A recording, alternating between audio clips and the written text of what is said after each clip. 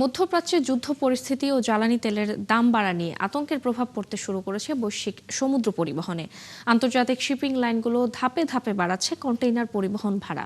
একই সাথে নতুন করে আরোপ করা হচ্ছে ওয়ার রিস্ক সারচার্জ বা যুদ্ধ মাশুল। এতে বাংলাদেশের আমদানি রপ্তানি বাণিজ্য, বিশেষ করে তৈরি পোশাক শিল্প বড় ধরনের চাপের মুখে পড়ার শঙ্কা তৈরি হয়েছে। সাইফুল ইসলাম শিল্পীর প্রতিবেদন। চট্টগ্রামের আমদানিকারক ও শিপিং এজেন্টদের তথ্য অনুযায়ী চীন থেকে বাংলাদেশে কাঁচামাল পরিবহনে 40 ফুটের প্রতিটি কন্টেইনারে 200 থেকে 300 মার্কিন ডলার পর্যন্ত ভাড়া বাড়ানো হয়েছে। কিছু শিপিং লাইনে এরই মধ্যে নতুন চার্জ কার্যকর হয়েছে, আবার কিছু প্রতিষ্ঠান আগামী সপ্তাহ থেকে তা বাস্তবায়নের ঘোষণা দিয়েছে। উপসাগরীয় অঞ্চলে শেষ খবর পর্যন্ত অন্তত 3.5 লাখ কন্টেইনার নিয়ে 140টি মাদার ভেসেল ঝুঁকিপূর্ণ অবস্থায় ভাসছে। প্রত্যেকটা জাহাজ কিন্তু আইডেল করছে এবং প্রতিদিন ফুয়েল বার্ন করছে, চার্টার হায়ার ইনকার হচ্ছে। এই কারণে তাদের কস্ট অফ অপারেশন কিন্তু প্রতিদিন এক্সেসিভলি বেড়ে যাচ্ছে। এটার একটা স্টেপ হিসাবে প্রত্যেকটা লাইন তাদের কস্ট রিকভারির জন্য তারা আস্তে আস্তে সারচার্জ ইমপ্লিমেন্ট করার ব্যবস্থা নিয়েছে। পোশাক রপ্তানিকারকরা বলছেন, চীন থেকে বাংলাদেশে আমদানি করা কাঁচামাল বোঝাই 40 ফুট সাইজের প্রতিটি কন্টেইনার পরিবহনের ভাড়া বাড়তি 500 মার্কিন ডলার দাবি করা হয়েছিল। ফ্যালকন অ্যালুমিনিয়াম মাল্টিলেয়ার অ্যানোডাইজড হওয়ায় সম্পূর্ণ স্ক্র্যাচ প্রুফ। ফ্যালকন অ্যালুমিনিয়াম তা এখন কমে 200 থেকে 300 ডলার বাড়তিতে ঠেকেছে।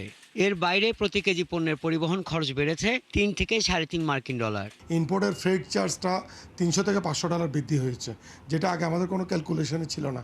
এবং এক্সপোর্টের ক্ষেত্রে এয়ার শিপমেন্ট যেগুলো করছি, যেটা $3.5 পর্যন্ত ছিল, সেটা এখন প্রাইস পাচ্ছি আমরা $60। এবং ওরা ইম্পোর্টটাও নিচ্ছে না, কিন্তু যে ইম্পোর্টটা না নিলে কিন্তু ওরা এক্সপোর্টটা বন্ধ হয়ে যাচ্ছে।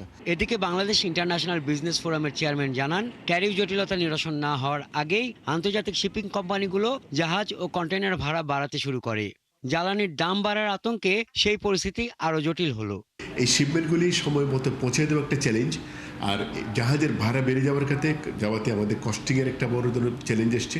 দ্বিতীয়ত, এই অস্থিরতার কারণে কিন্তু আমাদের এন্ড পর্যায়ে আমাদের মালগুলি যেখানে বিক্রি হবে, সেখানে কিন্তু অর্থনৈতিক একটা মন্দার কারণে এখানে বেচা বিক্রি কমে যাওয়ার সম্ভাবনা আছে। যুদ্ধ পরিস্থিতিতে নিরাপত্তার স্বার্থে মধ্যপ্রাচ্যের দেশ Iran, Iraq, Bahrain, Jordan, Kuwait এবং আরব আমিরাতে কার্গো পরিবহনও রাজি হচ্ছে না বিমান সংস্থাগুলো। 20 ফুট সাইজের কন্টেইনার 2000, 40 ফুট সাইজের কন্টেইনার 3000 এবং বিশেষ পণ্যবাহী কন্টেইনার 4000 মার্কিন ডলার যুদ্ধ চার্জ ঘোষণা দিতে যাচ্ছে শিপিং প্রতিষ্ঠানগুলো।